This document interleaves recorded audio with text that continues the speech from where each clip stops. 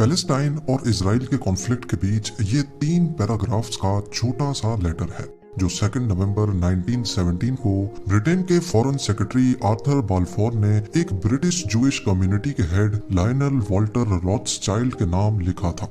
इस लेटर में जो लिखा था उससे पैदा होने वाला झगड़ा अगले 100 सालों तक लड़ा जाएगा, इसका अंदाजा शायद ब्रिटिश गवर्नमेंट को भी नहीं था। इजराइल और पैलेस्टाइन के बीच कौन गलत है कौन सही, इन दोनों का आपस में झगड़ा किस चीज पर है और इस सब में ब्रिटिश गवर्नमेंट का क्या रोल रहा है। टॉपिक दुनिया के सबसे ज्यादा कंट्रोवर्शियल टॉपिक्स में से एक है और मेरी पूरी कोशिश रहेगी कि मैं बिल्कुल न्यूट्रल रहकर सिर्फ फैक्ट्स एंड फिगर्स पे बात करूं ताकि किसी भी शख्स को एतराज ना हो सके।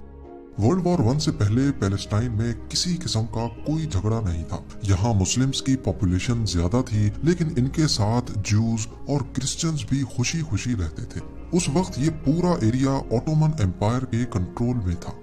इस मैप पे देखा जाए तो ऑटोमन एम्पायर यूरोप से लेकर नॉर्दर्न अफ्रीका और मिडिल ईस्ट के काफी सारे हिस्से पर भी फैली हुई थी, जिसको सल्तनत उस्मानिया कहा जाता है। कुछ अरब लीडर्स थे जो ऑटोमन एम्पायर के रूल से काफी तंग थे। वो खुद को यहाँ से आजाद करवाना चाहते थे और अपने इस मकसद को पूरा करने के लिए वो ऑटोमन एम्पायर के दुश्मन ब्रिटिशर्स से चोरी छुपे जा मिले।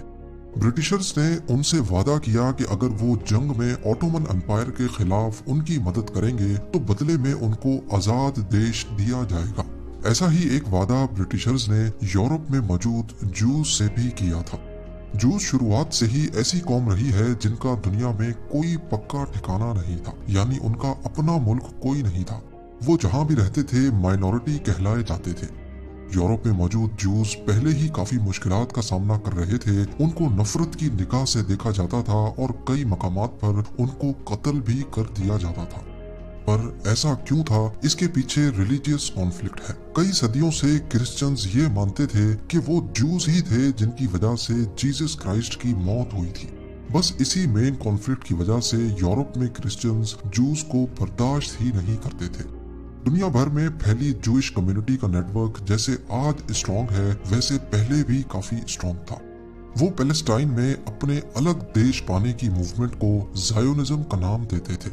इस मूवमेंट की शुरुआत 1896 में थियोडोर हर्ट्जल नामी एक जूइश पॉलिटिकल एक्टिविस्ट ने की थी। उन्होंने एक बुक लिखी थी जिसकी इंग्लिश में ट्रांसलेशन जूइश स्टेट बनती है। इसमें भी उन्होंने लिखा था कि यूरोप में मौजूद जूस को अगर सुकून की जिंदगी गुजारनी है तो उनको पैलेस्टाइन में अपना अलग देश बनाना होगा। शुरुआत में कई जूस इस कॉन्सेप्ट के खिलाफ थे। वो कहते थे कि हम एंटी सेमिटिज्म यानी जूस के खिलाफ नफरत की वजह से अपनी कंट्री को क्यों छोड़े। लेकिन देखते ही देखते ये मूवमेंट एक पॉलिटिकल शक्ल में बदल गई। दुनिया भर के जूस पैलेस्टाइन का रुख करने लगे। उनको अपनी ही कम्युनिटी की जानिब से फंड किया जाने लगा। उनको वहाँ बिजनेस और फैक्ट्रीज लगाने के लिए पैसे भी दिए जाने लगे। ब्रिटिश गवर्नमेंट ने उनसे यानी यूरोपियन जूस से भी वादा किया था कि वो उनको पैलेस्टाइन में उनकी अपनी कंट्री बनाने का मौका देंगे। फास्ट फॉरवर्ड करके हम चलते हैं 1917 में वर्ल्ड वॉर 1 चल रही थी, जिसमें ऑटोमन एम्पायर को बुरी तरह शिकस्त हो रही थी। 2 नवंबर 1917 को ब्रिटेन के फॉरेन सेक्रेटरी आर्थर बाल्फोर ने एक ब्रिटिश जूइश कम्युनिटी के हेड लायनल वॉल्टर रॉथस्चाइल्ड के नाम एक लेटर लिखा। इस लेटर में लिखा गया था कि ब्रिटिश गवर्नमेंट ने फैसला किया है कि जूस पैलेस्टाइन में आकर अपनी अलग कंट्री बना ले। रॉथस्चाइल्ड को ये यकीन दिलाया गया कि इस काम के लिए ब्रिटिश गवर्नमेंट उनको फुल सपोर्ट करेगी और साथ ही ये भी लिखा गया कि इससे यहाँ पहले से रहने वाले मुस्लिम्स को कोई नुकसान नहीं पहुंचेगा। बल्फोर के लेटर लिखने के 1 महीने के बाद ब्रिटिश सोल्जर्स आए और उन्होंने पैलेस्टाइन पर कब्जा करके ऑटोमन एम्पायर का 400 साला राज खत्म कर दिया। पर सवाल ये है कि ब्रिटिश गवर्नमेंट जूस को अपनी अलग कंट्री देकर बदले में क्या पाना चाहती थी। असल में ब्रिटिशर्स को सिर्फ एक ही चीज चाहिए कि ऑटोमन एम्पायर के जाने के बाद यहाँ कोई ऐसी स्टेट बने जो फ्यूचर में उनका साथ दे सके, उनका अलाई बनकर। इसीलिए उन्होंने जूस से अलग कंट्री का वादा तो किया था, लेकिन बदले में जूस से भी ये प्रॉमिस लिया था कि वो अपनी अलग कंट्री बनाने के बाद ब्रिटिशर्स का साथ नहीं छोड़ेंगे। पहले ये होता था कि जंग में जो कंट्री जीत जाती थी वो अगली कंट्री पर कब्जा करके उस पर अपना राज चलाना शुरू कर देती थी, तब तक जब तक वो खुद इंडिपेंडेंट नहीं हो जाते। वर्ल्ड वॉर 1 में ब्रिटेन के हिस्से में पैलेस्टाइन आया था। उन्होंने वहाँ जूइश कॉलोनी बनाने की भरपूर कोशिश की और उसमें आगे चलकर कामयाब भी हुए। लेकिन पैलेस्टाइन के अरब्स जो ऑलरेडी वहाँ रहते थे, उनका मानना है कि ब्रिटेन ने हमसे हमारी आज़ादी के बारे में एक बार भी नहीं पूछा। 1919 में आर्थर बाल्फोर ने एक मेमोरेंडम लिखा था जिसमें लिखा था कि पैलेस्टाइन में पहले से रहने वाले अरब से उनकी मर्जी के बारे में पूछने की कोई जरूरत नहीं है। पैलेस्टाइन के अरब्स की नजर में ब्रिटेन का जूस के लिए बनाया कानून काफी नरम था। पैलेस्टाइन में दुनिया भर से जूइश इमिग्रेंट्स के आने का सिलसिला शुरू हो गया।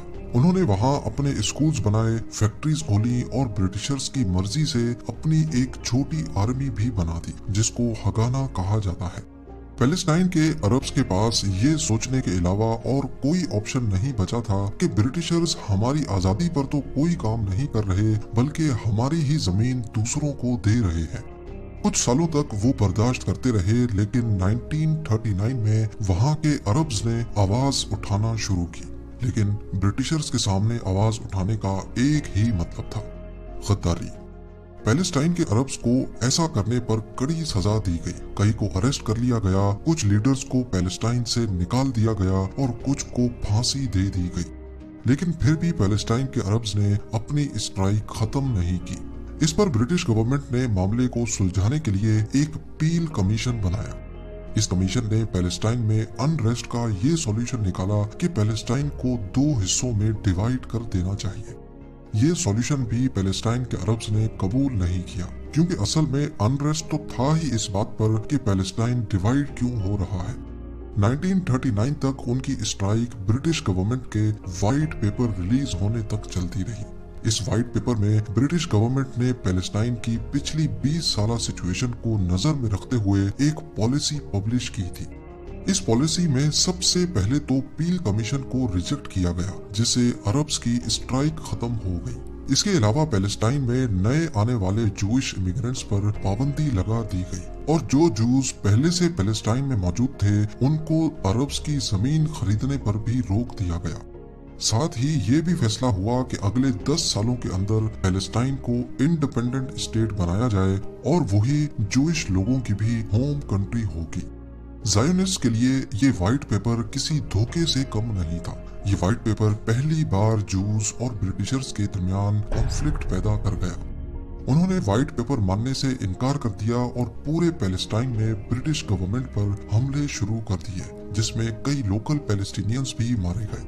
ये हमले कई महीने तक चलते रहे, लेकिन फिर कुछ इससे भी बड़ा हुआ जिसने सबकी अटेंशन घेर ली।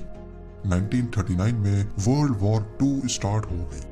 जहां ये जंग दुनिया भर में 6 करोड़ लोगों की जान ले गई, वहीं हिटलर ने अपने डेथ कैंप्स में 60 लाख यूरोपियन जूस को बेदर्दी से कत्ल कर दिया।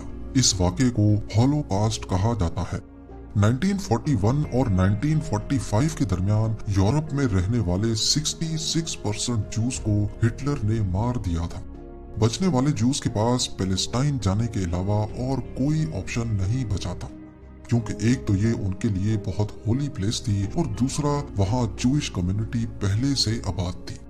उन्होंने वहाँ ब्रिटिशर्स की तरफ से लगाई गई इमिग्रेशन की लिमिट के बावजूद भी पैलेस्टाइन माइग्रेट करना शुरू कर दिया। पर पैलेस्टाइन में भी हालात कहाँ ठीक थे। वहाँ व्हाइट पेपर के खिलाफ अभी तक ज़ायोनिस्ट ब्रिटिशर्स के खिलाफ लड़ रहे थे।